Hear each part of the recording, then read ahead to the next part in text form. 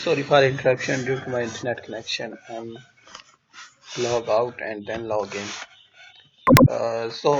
In our previous lecture on Tuesday, we discussed the sexual system or the sexual reproduction in plants. We studied the different kinds of flowers, and I already told you these flower types are very important related to your paper exam, like monoecious, dioecious, and complete flower, incomplete flower, perfect, imperfect flower. I requested to you please understand these kinds of flower with relations to each other. How one flower is related to other. What's the point is similar in different kinds of flowers. Today we continue our this lecture from the pollination botany. So first of all, what is the pollination? Actually, when the male part or the anther transfer to the female flower or the stigma, this procedure is known as the pollination. When a male part transfer to the female part, this is pollination. When the male part fertilize or combine with the female part like egg. A male sperm fertilize the egg and develop into the zygote. This is fertilization. Double fertilization. In our previous semester, we discussed this. There is the six plus two, eight total gametes, or the you say eight total gametes are present in female. Three are on chalazal end and three are on the other end, and while two are present in center. So these two then combine with each other and form a 2n. So when fertilization take place, two male gametes come in touch with the female ovary. One fertilize this central 2n and one fertilize with the egg. So this is known as double fertilization. We already discussed this in very detail in the previous semester. So the next one is pollination, is the self-pollination. Self-pollination is also known as autogamy. Auto mean on self, himself. So auto mean मतलब खुद ही. So autogamy or the self-pollination. As name indicate that self-pollination means कि खुद को ही pollinate करना. It mean एक plant पे flowers है और वो फ्लावर जो है, एक जो फ्लावर है वो अपना एंथर यूज करता है अपनी ही फ्लावर की ओवरी को फर्टिलाइज करने के लिए, तो वो सेल्फ पोलिनेशन होगा. लाइक एक सेम प्लांट पे भी अगर कोई फ्लावर प्रेजेंट है तो वो सेल्फ पोलिनेशन ही होगा. Self pollination wheat, rice, barley वगैरह में होती है. एलोगेमी और the cross pollination. Transfer of a pollen from one flower to another flower which is present on another plant is known as cross pollination. यानी pollens का transfer है एक plant के फ्लावर से दूसरे प्लांट के फ्लावर पे, तो हम उसको क्रॉस पोलिनेशन कहेंगे. अब कुछ ऐसे मैकेनिज्म होते हैं जो इन चीज़ों को इन्हांस करते हैं.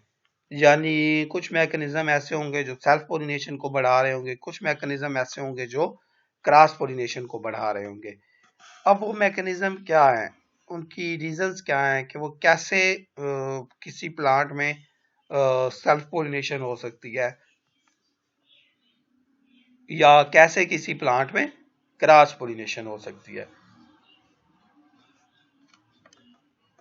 सो हम फर्स्ट वन इज क्लेस्टोगैमी. क्लेस्टोगैमी क्या होता है कि जब तक फ्लावर में पोलिनेशन नहीं होती वो क्लोज ही रहता है.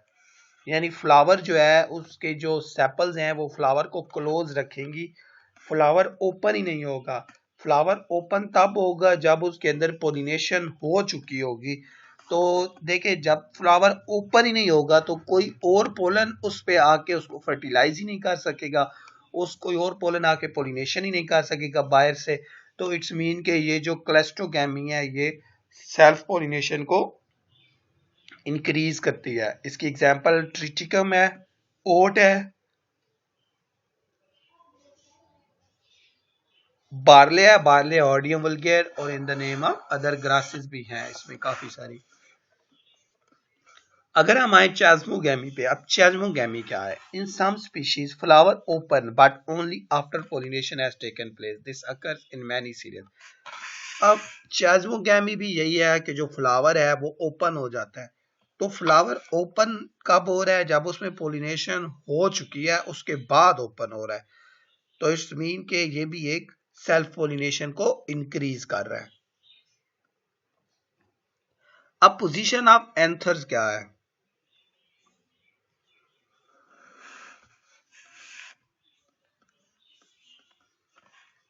अब जो एंथर है वो जो ओवरी है उसके क्या, वो कहाँ पे प्रेजेंट है? क्या जो मेल पार्ट है वो फीमेल की सराउंडिंग में प्रेजेंट है? क्या मेल पार्ट थोड़ा सा दूर प्रेजेंट है? क्या मेल पार्ट जो है वो ओवरी से नीचे प्रेजेंट है?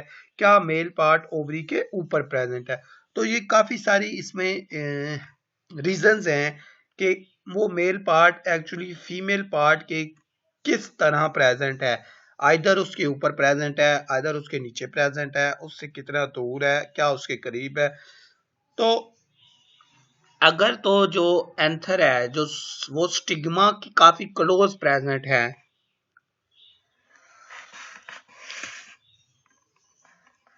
तो इससे सेल्फ पोलिनेशन टेक प्लेस होगी। अगर वो इसके काफी क्लोज नहीं है तो उसमें सेल्फ पोलिनेशन होने के चांसेस बहुत कम है। अब फोर्थ पॉइंट जो है वो क्या है कि some species flower open but the stamen and the stigma are hidden by the other floral organs. In several legumes, peas, mung, soybean, the stamens and stigma are closed by two petals forming a keel petal. अब actually क्या होता है कि sometime ये होता है कि जो स्टिग्मा और जो मेल और जो फीमेल पार्ट हैं वो जो फ्लावर होता है ना उसके कुछ ऑर्गन्स होते हैं,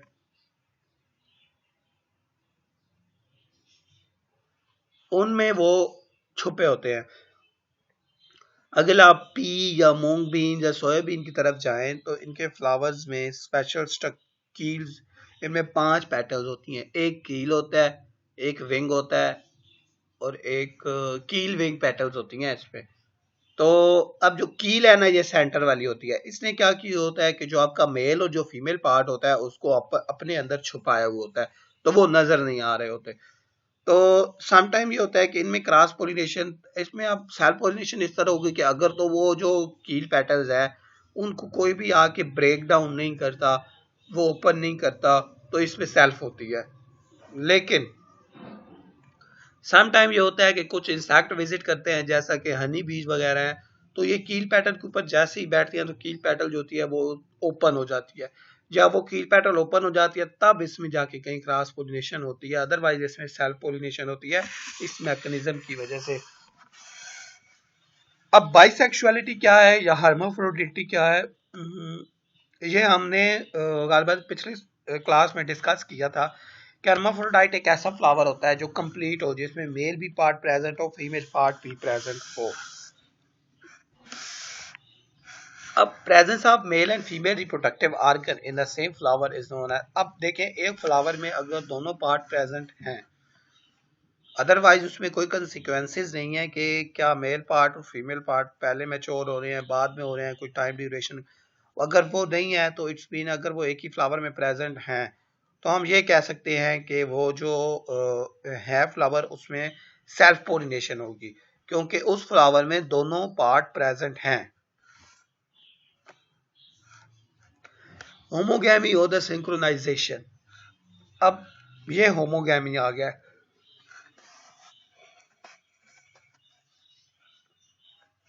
एक्चुअली क्या होता है कि होमोगैमी एक ऐसा प्रोसीजर है जो सेल पोजिशन को इंक्रीज करता है। होमोगैमी का जो ऑपोजिट वर्ड होता है वो होता है हेट्रोगैमी। होमोगैमी में क्या होगा कि जो होमोगैमी है वो आपके जो मेल पार्ट है और जो आपका फीमेल पार्ट है वो दोनों एक ही टाइम पर मैच्योर होंगे। अगर वो एक ही टाइम पे मैच्योर होंगे तो वो उस प्रोसीजर को हम होमोगैमी कहते हैं, लेकिन अगर वो डिफरेंट टाइम पे मैच्योर हो रहे हैं तो हम उसको हेट्रोगैमी कहते हैं। अब हेट्रोगैमी की आगे फर्दर दो क्लासेस होती हैं।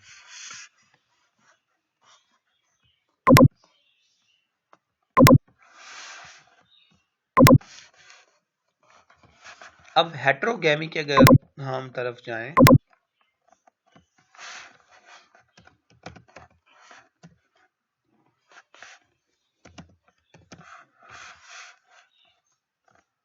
अगर हम लोग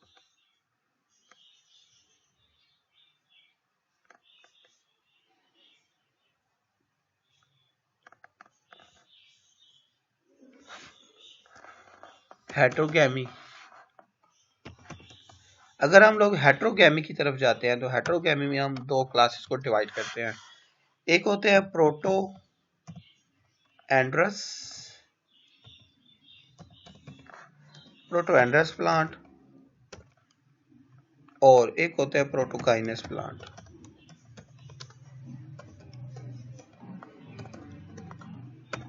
अब जो प्रोटो एंड्रस हैं वो क्या होते हैं, ऐसे प्लांट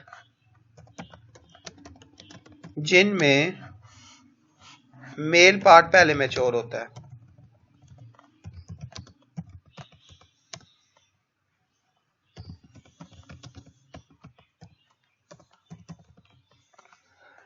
अब देखें, समटाइम ऐसा होता है कि आपका जो मेल पार्ट है वो पहले मैच्योर हो जाता है, फीमेल पार्ट बाद में मैच्योर होता है, तो उसमें सेल्फ पोलिनेशन नहीं होती, उसमें क्रॉस पोलिनेशन होती है। लाइक कि अगर हम बात करें, हमारे पास ये एक प्लांट था, इस लाइक हम मेज की बात कर रहे हैं, मेज का मेल पार्ट यहाँ पे प्रेजेंट होता है, फीमेल पार्ट यहाँ पे प्रेजेंट होता है। अब डेफिनेशन के रू से अगर जो है इसका nth मेल पार्ट इसको फर्टिलाइज करे तो ये सेल्फ पोलिनेशन है। लेकिन समटाइम ऐसा, अब जो मेज प्लांट है उसमें ऐसा नहीं होता, मेज प्लांट हमारा क्रॉस पोलिनेशन है, सीपी है, क्रॉस पोलिनेशन है। अब ऐसा क्यों होता है, क्योंकि मेज का जो मेल पार्ट है वो पहले मैच्योर हो जाता है, तो मेज जो है वो प्रोटो एंड्री है या प्रोटो एंड्रस है।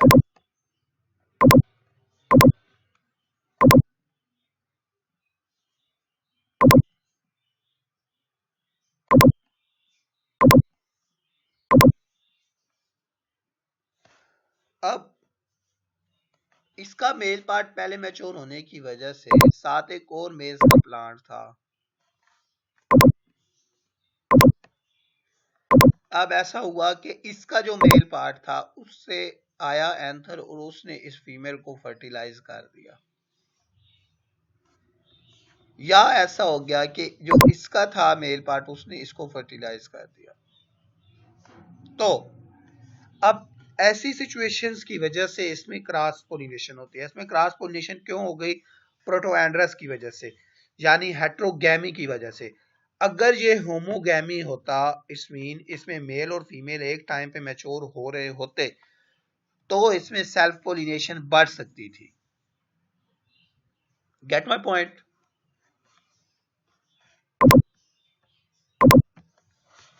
अब सेकंड टाइप थी protogynous plants in which female part mature first. ऐसे प्लांट्स जिनमें फीमेल पार्ट पहले मैच्योर हो उनको हम प्रोटोगाइनस कहते हैं। For example millet. अब मिलेट जो है प्लांट है, मिलेट के ऊपर पैनिकल बड़ा सा लगता है। इसमें मेल पार्ट भी प्रेजेंट है, फीमेल पार्ट भी प्रेजेंट है, लेकिन इसमें क्रॉस होती है। इसकी रीजन क्या होती है कि इसमें जो मेल पार्ट है वो बाद में मैच्योर हो रहा होता है और जो फीमेल पार्ट होता है वो पहले मैच्योर हो रहा होता है। अब अगर आप मिलेट को अपने माइंड में रखें तो आप में से कोई स्टूडेंट इस मिलेट के बारे में कोई क्वेश्चन बना सकता है?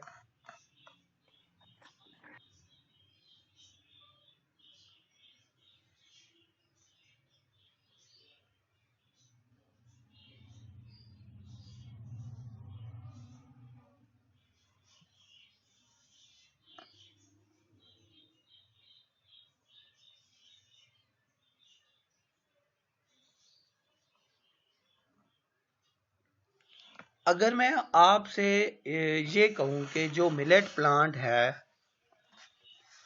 क्या हमें उसमें क्या हमें मिलेट में इमैस्कुलेशन की जरूरत होती है या नहीं?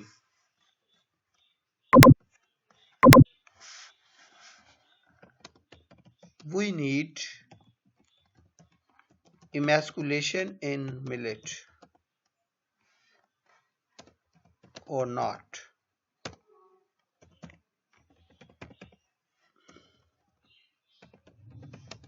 Please explain with suitable reason.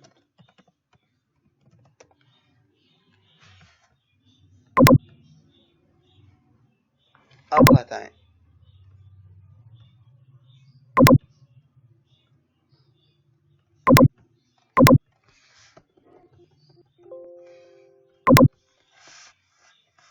Anyone कोई इसका आंसर दे सकता है कि we need in emasculation in millet or not? अब आपने इसको एक्सप्लेन करें कि क्या हमें इसकी ज़रूरत है और नहीं है।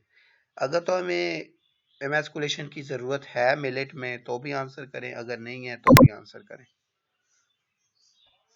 इस दफ़ा मैं आप लोगों को साथ साथ ईच एंड एवरीथिंग डिक्टेट कर रहा हूँ कि किस टॉपिक में से किस तरह के क्वेश्चन बनेंगे, और इस दफ़ा मैं चाहूँगा कि आप लोगों का रिजल्ट अच्छा है।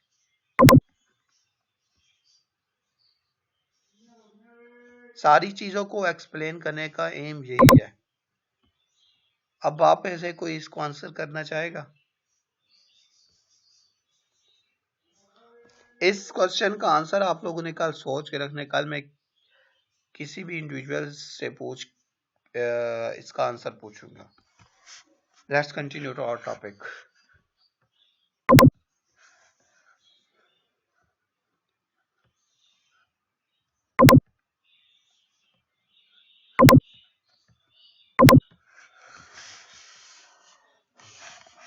अब जेनेटिक कंसिक्वेंसेस सेल्फ पोलिनेशन से क्या थे कि सेल्फ पोलिनेशन जो थे इससे इंक्रीज हो जाता है होमोजाइगोसिटी में।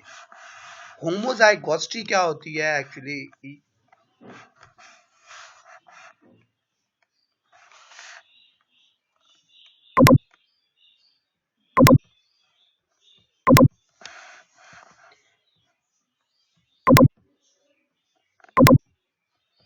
अब एक चीज होती है होमोजाइगोसिटी प्लांट्स में।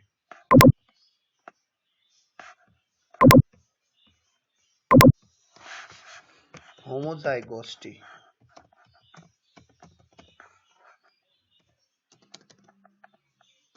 एक होती है हेट्रोजाइगोसिटी।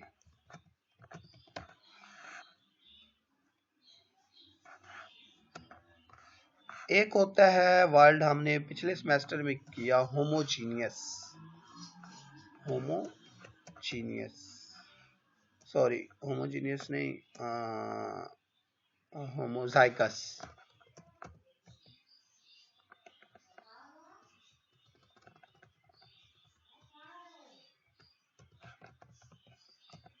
हेट्रोजाइगस। अब देखिए, होमोजाइगस से होमोजाइगोसिटी, हेट्रोजाइगस से हेट्रोजाइगोसिटी हमने पिछले सेमेस्टर में डिस्कस की। एक प्लांट की जीन है ए, ये होमोजाइगस है।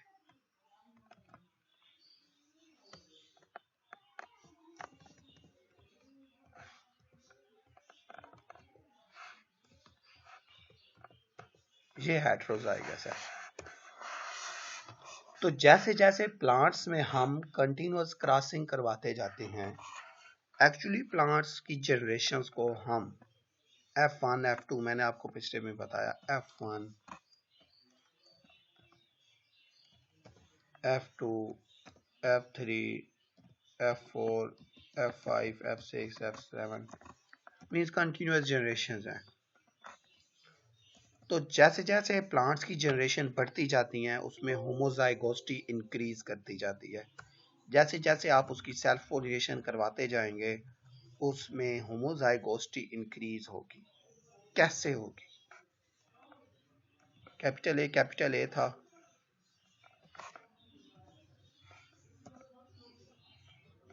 क्रॉस किया कैपिटल बी से, अब इंडिविजुअल आ गया ए और बी का।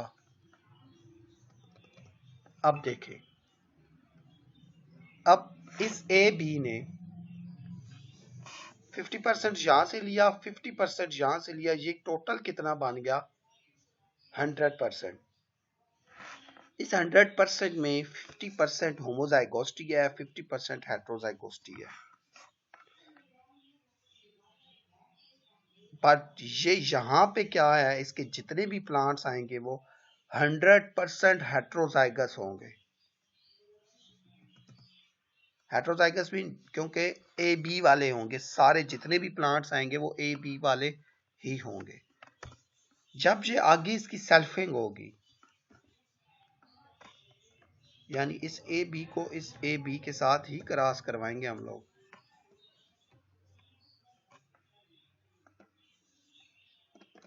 इस चीज को गौर से समझिएगा, ये आपसे पूछा भी जा सकता है। इन दोनों को आपस में क्रॉस कराया, इनसे गैमीट्स क्या आएंगे, इनके अब इंडिविजुअल्स क्या बनेंगे? एक बनेगा कैपिटल ए, एक बनेगा कैपिटल बी, एक बनेगा कैपिटल बी। अगर आप इसको ऐसे भी इन समझ पा रहे तो हम इसको ऐसे कर ले, ऐसे आप लोगों के लिए इजी रहेगा।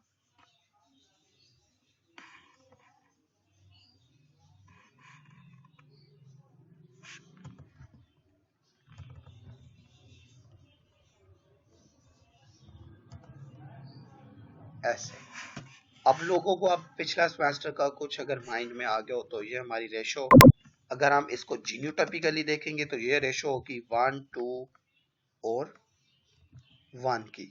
अगर हम इसको फिनोटिपिकली देखें तो ये रेशो हमारी है 3 1 की। लेकिन हम इसको जीनोटिपिकली एक्सप्लेन करेंगे। अब 1 to 1 था, इट्स मीन ये 100% था, ये चीज 100% थी, ये वाली चीज कैपिटल ए स्मॉल ए वाली।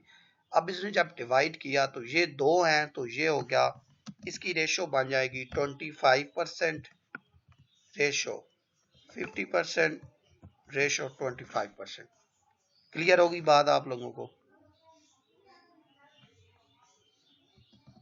Yes sir. अब हम जैसे इसको फर्दर आगे चलेंगे, ये हमारी थी F2 जनरेशन। अगर हम इसको आगे फर्दर चलाएं, इस सेंटर वाले 50% को लेके कैपिटल ए स्मॉल ए को, तो जब ये कैपिटल ए स्मॉल ए दोबारा कैपिटल ए स्मॉल ए के साथ रिएक्शन करेगा, अब क्रॉस करवाएगा, तो अगेन ये यही इंडिविजुअल्स देगा। ये अब इस अगेन इसमें क्या होगा, ये जो सेंटर वाला 50% है अब ये फर्दर डिवाइड होगा। ये फर्दर डिवाइड कैसे होगा? 12.5% ये आएंगे, 25% ये आएंगे और 12.5% ये आएंगे। ठीक हो गया। आगे जब ये फिर फर्दर अगली जनरेशन में फिर सेंटर वाला डिवाइड होगा तो ये फिर ऐसे ही इंडिविजुअल्स को बनाएगा और ये 25 अब फर्दर डिवाइड होगा तो 6.25 ये आएंगे, 12.5 ये आएंगे और 6.25 ये आएंगे। एट द एंड हम ये देखेंगे कि क्या हुआ कि ये जो हेटेरोजाइगोसिटी है ये डिक्रीज करने लग गई। हेटेरोजाइगोसिटी जो 100% थी F1 जनरेशन में, हेटेरोजाइगोसिटी जो यहाँ पे 100% थी, ये जैसे नीचे जा रही है, F2 में आके 50 हो गई, F3 में 25 हो गई, F4 में 12.5 हो गई और फर्दर जाके ये F5 में ये 6.25 हो जाएगी, आगे जाके ये 3.12 रह जाएगी, फर्दर ये जाके 1.6 रह जाएगी, फर्दर ये जाके 0.8 रह जाएगी।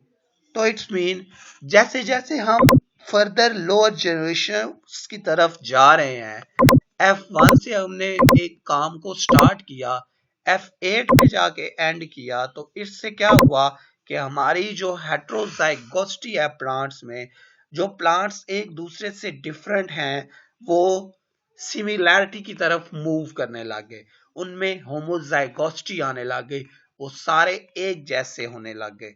तो यही बेसिक थीम होता है एक क्रॉप वैरायटी को डेवलप करने के लिए।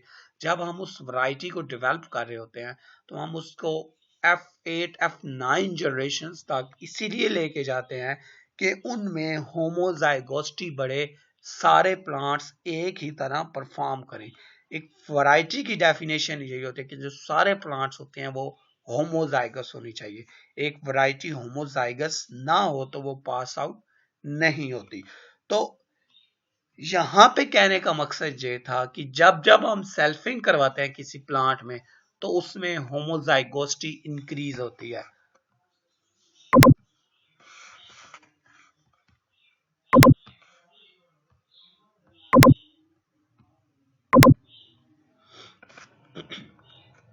सो अब pollination of self pollinated species are highly homozygous होंगे।